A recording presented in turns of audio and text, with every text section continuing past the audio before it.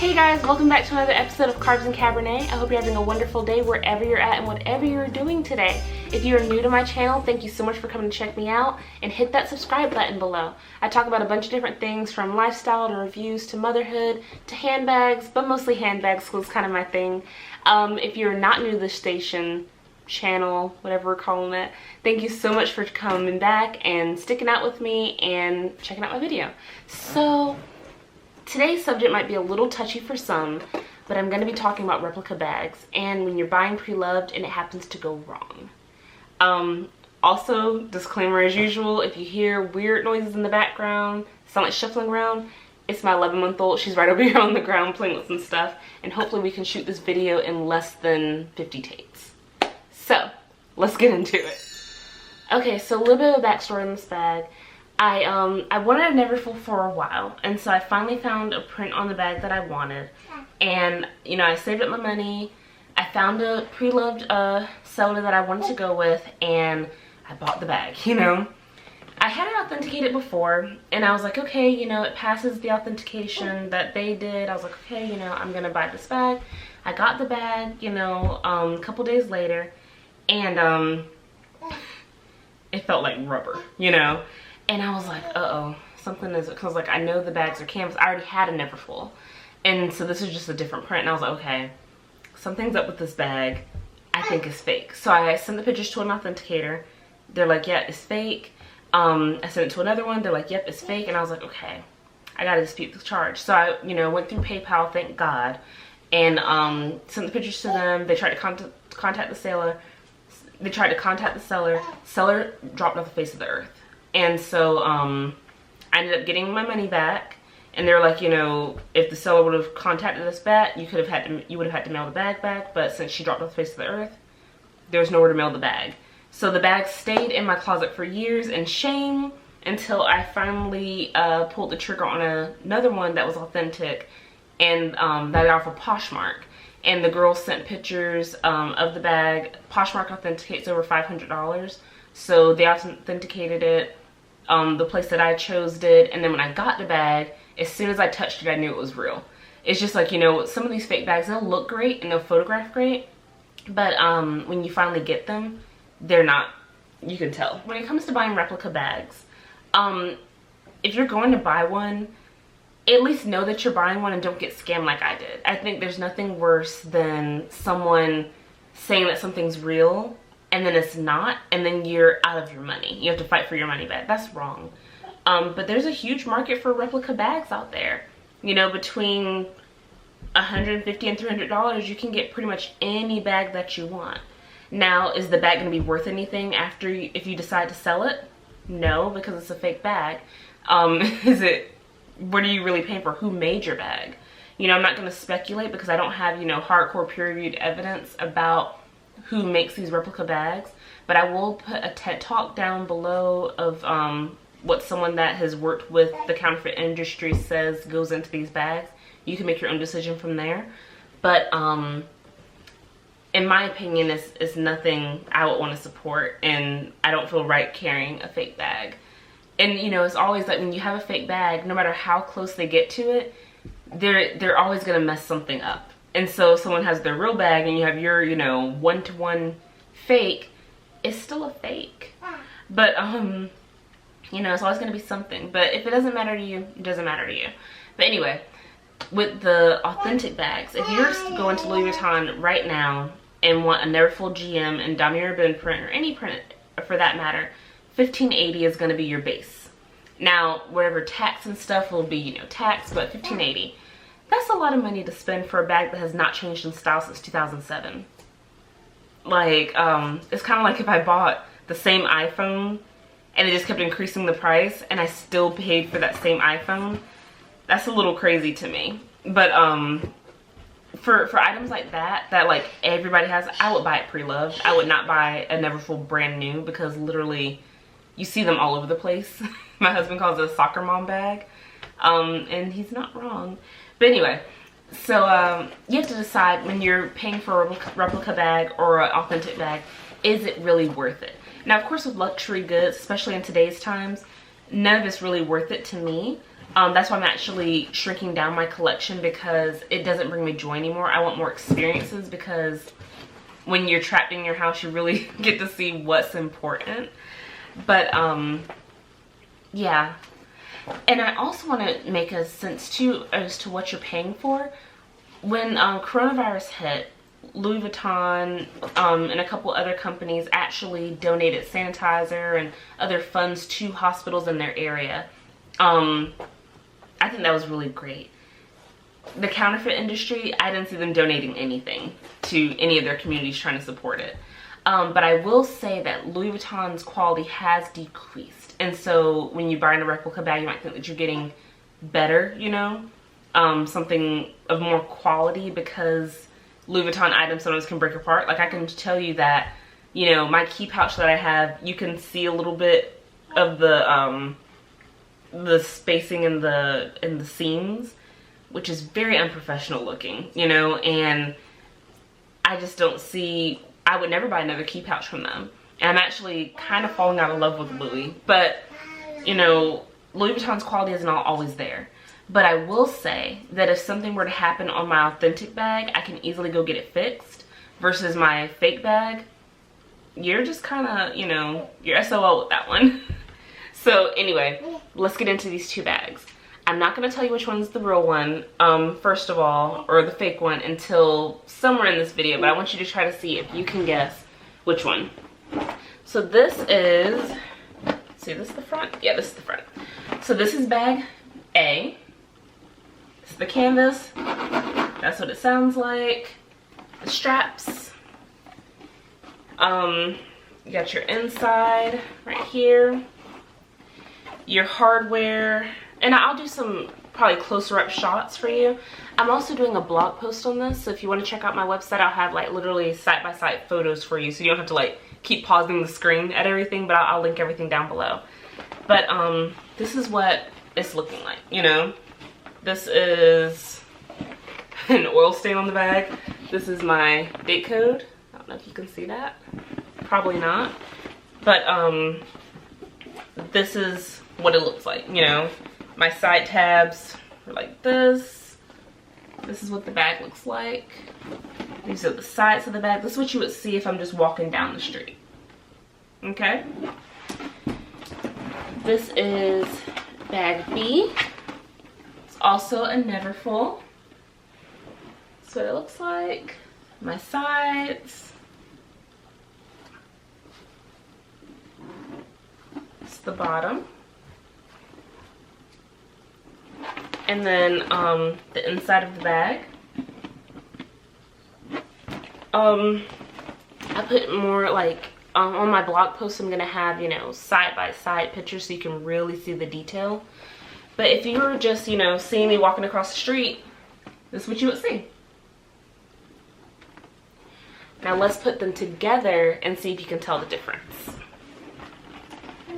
So, bag A and bag B.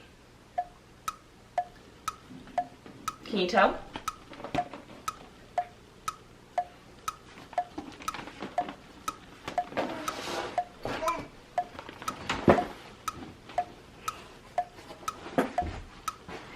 This is the authentic bag. Now there are some things that I'll tell you right away that I noticed. First of all, you see my handles on this one? They just kind of stand up because it's coated canvas, so it's really gonna kind of cut a little bit, but they're sturdy handles. This one, I don't know what it is, but it just it does its thing. And I will also note that the hardware on these are very, very, very similar, but the lettering is more crisp on the authentic one than the replica one by a hair. It's not something you're gonna notice right away. The canvas, obviously, this is canvas. This is rubber. It feels like rubber. As soon as you touch it, it feels like rubber. With just a print on it. And also the print is more vibrant on this one. I don't know if you can tell, but it's more vibrant on this one than this one. You know, the patterns match up though, but you can just tell the quality that you're getting with this one versus this one. This one will look the part, but it will not hold up over time. I can already tell because just the pattern is a little worn off on here. Right here, you can just, it just looks flimsy, you know, versus this one is a little more stout. I wouldn't mind loading this down, using it for work, using it for a baby bag, using it for a tote. I use my Neverfulls when we're going for all day excursions as a family, or if we're traveling. I'll use it as that. But, you know, also one thing I want to note as being different on these two bags is my authentic Neverfull.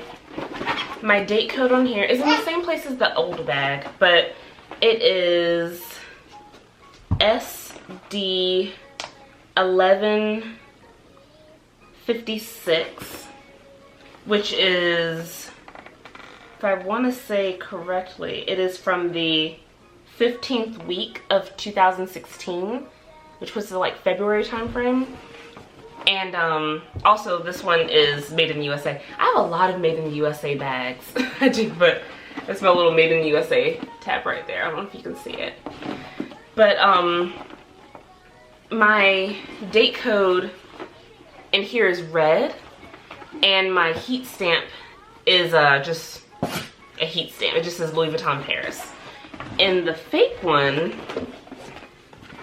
the Louis Vuitton Paris made in France is in red, and the date code is AR1137, which would mean that it was made in the future for when I actually got it. So yeah, that should have been my big clue right there, that I had a future bag, because this would have been the 13th week of 2017. I already, that didn't exist back then. But anyway, inside wise, the textile feels the same, but the hardware just has like a gold, just looks gold colored, but the coloring is different. Like this looks like more of a lighter gold than this gold. This looks more of like just that is painted gold, if that makes any sense. It's hard to describe. It's just, you can tell the quality is different. But this one is worthless, pretty much, you know. I mean, someone probably would buy it off of me, but it is worthless. This one, on the other hand, is not an investment. I hate when people say that bags are investments, because they're not. If it's not, you know, a property or a stock or something like that, it's not investment. Now, you can recoup more of your money back than you would with another bag, but this has some worth to it. It's not just, you know, wasted cash sitting in my closet. This actually has worth to it. If you look pre-loved, you can get a Louis Vuitton, well, now, not when I got this one, but pre-loved, a Louis Vuitton Neverfull GM will probably run you between $800 and $1,400 for the bag. And they usually sell the pouch separately, because they just make more money that way if you're buying pre-loved. Because I asked a couple of resellers that I said, hey, why do you guys charge separately for the pouch, and why do you charge so much? And they're like, because, you know, they got to take into account their selling fees, all that kind of stuff. Because it's a business, you know. Do I agree with it? Yeah, because it's a business. Do I like it? No. But I just wanted to show you guys the differences between these two bags, and to kind of get, like, kind of jog your mind a little bit about replica bags. Like, what do you think about them? Do you think it's worth purchasing a replica item? Do you think, you know, you're better off just buying the real one? Is a Louis Vuitton item worth what they're charging right now? For me, I don't feel like it is, especially the differences between these two bags. They're so minute, minus the whole, you know, who made the bag thing, which is, you know, a big minus the who. But, you know, to like the untrained eye, they look pretty much the same. If you're wanting the look and you don't care if, you know, someone in bondage made your bag, rep's the way to go. If you don't care that an unskilled artisan might have made your bag, then authentic's the way to go. And the reason I say that is because Louis Vuitton has a store in here in Texas, and their factory, actually, not a store. And they are you singing? You're so cute. And they are paying people to make these bags $13 an hour. Now, I'm not sure if you're familiar with how much things cost in the US, but $13 an hour is not what I would expect for an artisan to be paid that. $13 an hour is more than I made as a CNA when I was a CNA. But $13 an hour to make these bags all day seems, you know, and they're wanting artisans, that doesn't really seem like it matches up for me. But